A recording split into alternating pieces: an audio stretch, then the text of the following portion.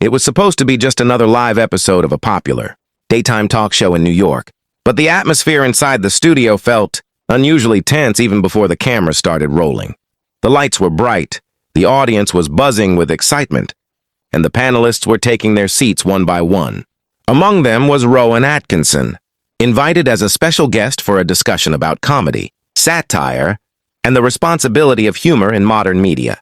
Rowan sat calmly in his chair, his usual quiet, thoughtful expression on his face. He wasn't someone who spoke loudly or dominated conversations. Instead, he chose his words carefully, often letting pauses carry meaning.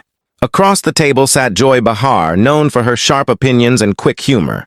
She was already in animated conversation with the other hosts before the segment even began. The topic started lightly.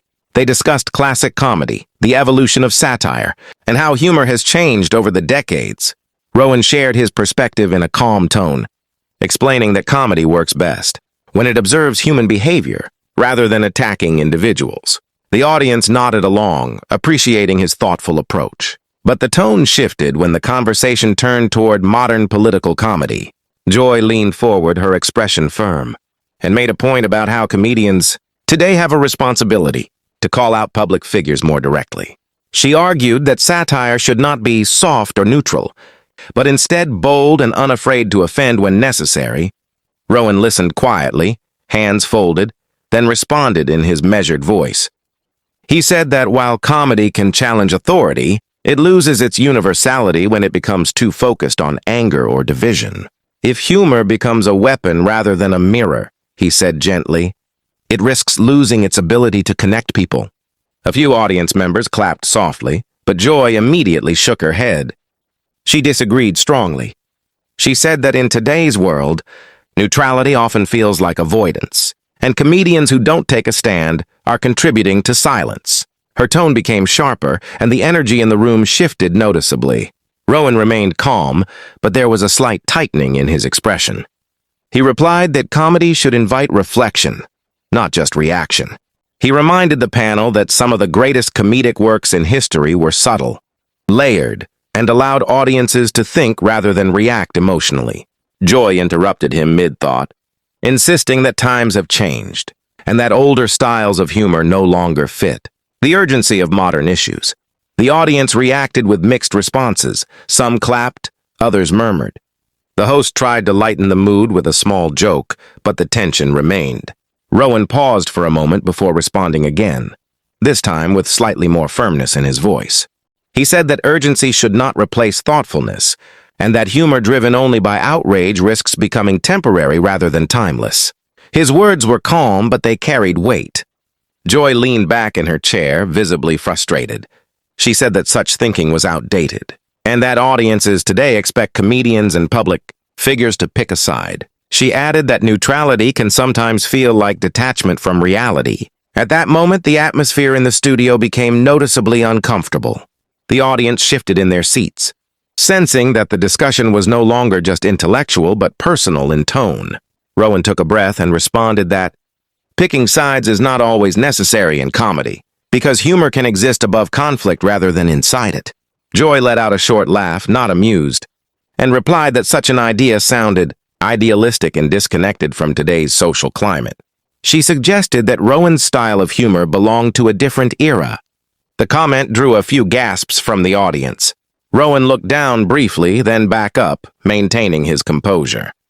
He said he respected her opinion, but disagreed with the idea that comedy must always align with conflict. He explained that audiences also need space to breathe, to laugh without feeling pressured into choosing a position. The exchange continued for a few more minutes, growing more intense with each response. The host tried several times to redirect the conversation, but both perspectives had already taken firm shape. Joy emphasized urgency and relevance. Rowan emphasized reflection and universality. Finally, as the segment neared its end, Joy made a final remark, suggesting that comedians who avoid strong positions might be out of touch with modern audiences. The comment landed heavily in the room. Rowan remained silent for a brief moment, his expression steady but serious.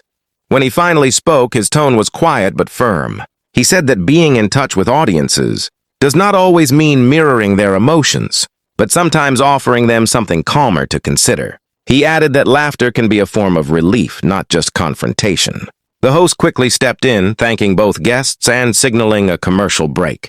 Applause filled the studio, but it felt divided, some enthusiastic, some uncertain.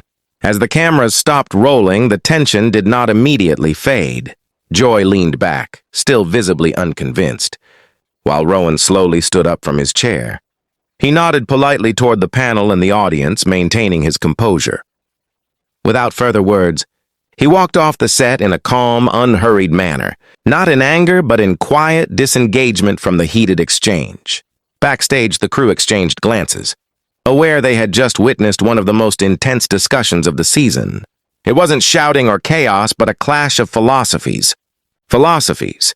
Two very different views on what comedy should be in a changing world. Rowan later remained silent in the hallway, gathering his thoughts. While the show continued on stage with a new topic, the moment lingered in the minds of viewers, sparking debates online about humor, responsibility, and the role of comedians in society.